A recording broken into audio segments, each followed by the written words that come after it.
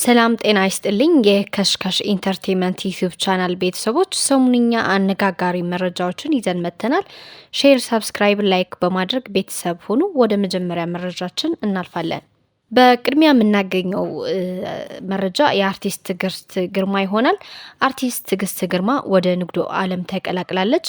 በቅርቡ በአባይ ቲቪ ስትመራው የነበረው የሰከላ ፕሮግራም የተነጠቀችው ትዕግስት ግርማ ለመግባት 6 ወር ፈጅቶብኛል ላለችው ወደ ኮስሜቲክስ ንግድ ገብታለች። ይህ የኮስሜቲክስ ንግድ ስቴሽን ቢ ኢትዮጵያ እንደሚሰኝ ነው ስታስተዋውቅ አርቲስትዋ የተናገረችው። ይህ ምርት የኮሪያ ምርት ሆኖ ኢትዮጵያ ውስጥ አርቲስቷ ብቸኛ አስመጪና አከፋፋይ ሁና እንደምትቀጥልም ተናግራለች።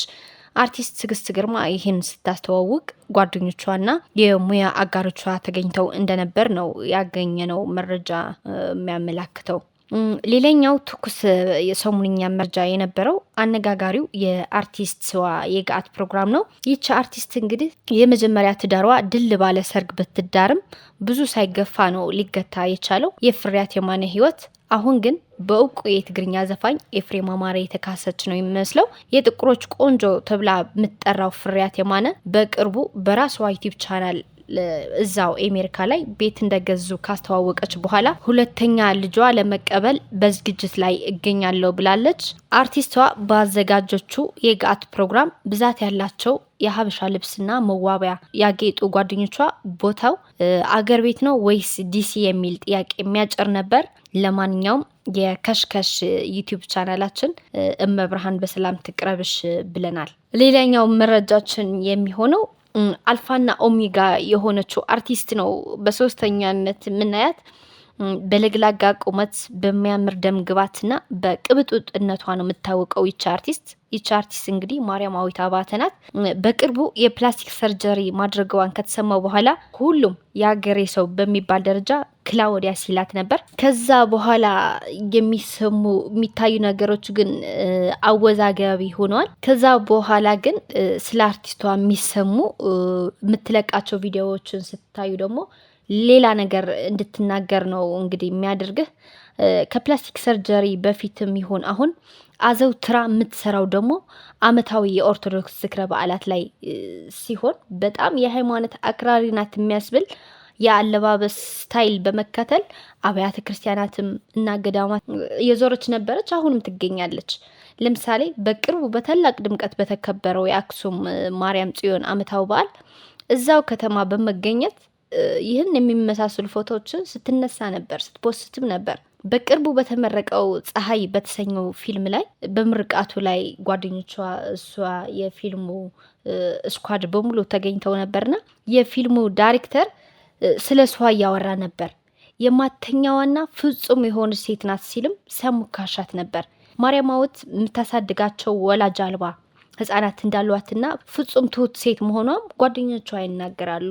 በፕላስቲክ ሰርጀሪ የተተቸችው ማርያማዊት አባተ በፀሐይ ፊልም ምርቃት ላይ የዋንጫዎች ሽልማት እየፈሰሰባት ነበር ያመሸው። ከጓደኞቿም የመላእክት የያዙ ስዕል አድኖዎች ሲበረከትላል አምሽቷል። እኛም እንደ ከሽከሽ ዩቲዩብ ቻናላችን ዝም ብሎ ሰው ከሚፖስተው ተነስተን ወይም ከሰራው አንስተን ከምናማ ውስጣዊ የሆነ ነገር ቢኖርና ይቺ ትንሿ ነገር ጥሩዋ በማጋራት ጥሩ ነገር ብናወራ ባዮች ነን።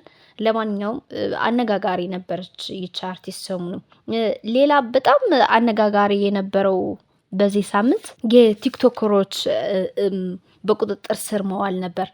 በቅርቡ በተከናወነው የቲክቶክ ክሬቲቭ አዋርድ ላይ ከወግ ባህል አፈንጋጭ አለባበስ አድርጋቸዋል የተባሉት 5 ቲክቶከሮች በቁጥጥር ስር ውለዋል። የኢትዮጵያ የፌዴራል ፖሊስ እንዳስታወቀው ከሆነ በትውልዱ ላይ አሉታዊ ተጽዕኖ እንዳያስከትሉ ተጠርጣሪዎቹ ላይ የህግ ተጠያቂነት ለማረጋገጥ የጀመረውን ምርመራ አጣናክረው እንደሚቀጥል ነው ያስታወቀው የፌዴራል ፖሊስ። እንግዲህ እነዚህ በቁጥጥር ስር የዋሉት ቲክቶከሮች አንደኛዋ ወንጌላዊት ገብረ እንድሪያስ፣ ሁለተኛ በረከት ጸጋዬ፣ ሶስተኛ መቅድም ደረጀ፣ አራተኛ ግሩም ገዛኸኝ፣ አምስተኛ ዮሐንስ መኮንን ኃይለ ማርያም የተባሉ ግለሰቦች ናቸው። አሁን የተሰማው ተጨማሪ መረጃ ደግሞ በዚህ ጉዳይ በተያያዘ ቲክቶከር አደናይ ብርሃንና ቲክቶከር ጃኒም በቁጥጥር ስር እንደዋሉ ነው የተሰማው። የፌዴራል ፖሊስ በወጣው መረጃ መሰረት 5ቱ ተጠርጣሪዎች በቁጥጥር ስር በዋልበት የወንጀል ጉዳይ ጋር በተያያዘ ነው በቁጥጥር ስር ያዋልኳቸው ብለዋል። እውቅና እና ገንዘብ ለማግኘት ብቻ ማሰብ ሚዲያዎችን ኃላፊነት በጎደለው አኳኋን እየተጠቀሙ በተለይ ወጣቱ ትውልድ በመልካም ስነ ምግባር ተቀርጾ ሀገርን የሚጠቅሙ ተግባራትን እንዳያከናውን በተቀራኒው በትውልድ ላይ ርካሽ ባህልን ለመጫን የሚደረገው ተግባር ለመከላከል የጀመርኩትን ምርመራ አጠናክሬ እቀጥላለሁ ብለዋል የፌዴራል ፖሊስ። እንግዲህ እዚህ ላይ ለመጨመር በቲክቶክ ክሬቲቭ አዋርድ ላይ አዶናይም ይሁን ጃኒ ኢትዮጵያዊ የሆነ የሚያምር አለባበስ ነበር የለበሱት። እንዲያውም ጃኒ እዛው መድረክ ላይ የአባይ ወንዝ እና የቀይ ባህር አጣምሮ የሚገልጽ የሀበሻ ልብስ ነበር የለበሰችና በልብሷም ተሸልማለች እዛው መድረክ ላይ ማለት ነው። እንግዲህ አዶናይ ደግሞ ከሊቅ እስከ ደቂቅ በሚሰራቸው ስራዎች በጣም እየተጨበጨበለት ያለ ወጣት ኢትዮጵያው ነው። እነዚህን መንግስት ማሰሩ ትንሽ አወዛጋቢ ጉዳይ አድርጎታል። እስኪ መጨረሻውን አብረን የምናየው ነው የሚሆነው። በመጨረሻ በጣም የሚያሳዝን የሚያስቆጣ መረጃ አሁን በሰሞኑ መጨረሻ እየተሰማ ነው። ሰሞኑን በሀገራችን ኢትዮጵያ ያልተለመዱ ዜናዎች እየሰማን ነው። በብዛት የማህበራዊ ሚዲያዎች የጋዜጠኛ ሶፎንያስ ዋሲሁን ጉዳይ እየተቀባበሉት ነው ያሉት። ከዚህ ቀደም በአንድ ዩቲዩብ ቻናል ላይ ልጁ ኢንተርቪው አድርጎ ነበር። ቃለ መጠይቅ ሲደረግም ይህ ጉዳይ ተነስቶለት ነበር። እሱም ሸመጠጠ።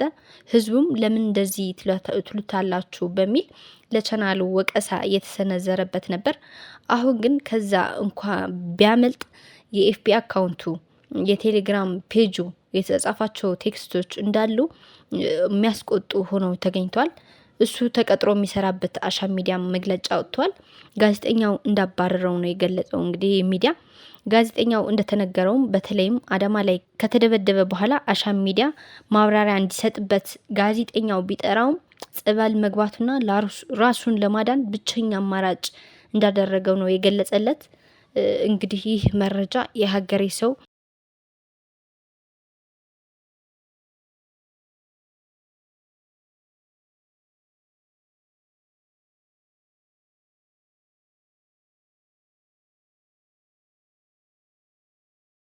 እጁ በአፉ ያስጫነ ሰሞነኛ ጉዳይ ሆኗል። እንግዲህ ቤተሰቦቻችን የዛሬው ሰሞነኛ ወሬዎች ያዝናቸው እነዚህን ነበሩ። በሌላ ጉዳይ እስከምንገናኝ ድረስ ሰላም።